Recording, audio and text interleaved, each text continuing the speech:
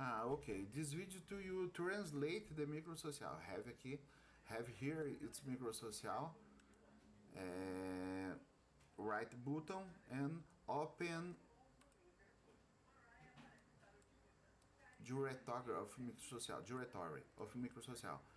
Microsocial is program file x86, x86 and microsocial. Here is microsocial. Look, idiomas, árabe, inglês,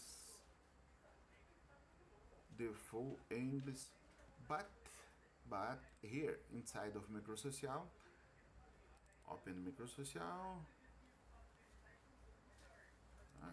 we have open here.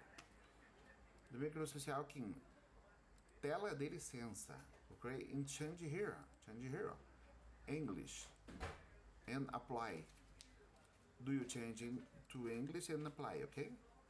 And is necessary restart the microsocial? Yes, okay. Restart the microsocial. Open the microsocial and look at this in English, okay? Do you change the language of microsocial? Is here. Open pop-up and change it to French and to apply. Yes, restart the microsocial. Restart in French. Oh, le would the website avec voice have French. Look to change it to Arabic. And postuler, French postuler. No, refresh and restart the microsocial. Close and open and click to microsocial and open in English. Open in Arabic.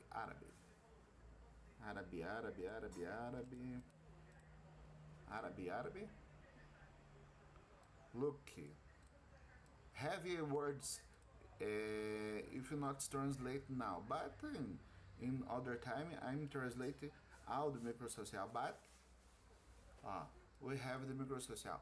Facebook Messenger.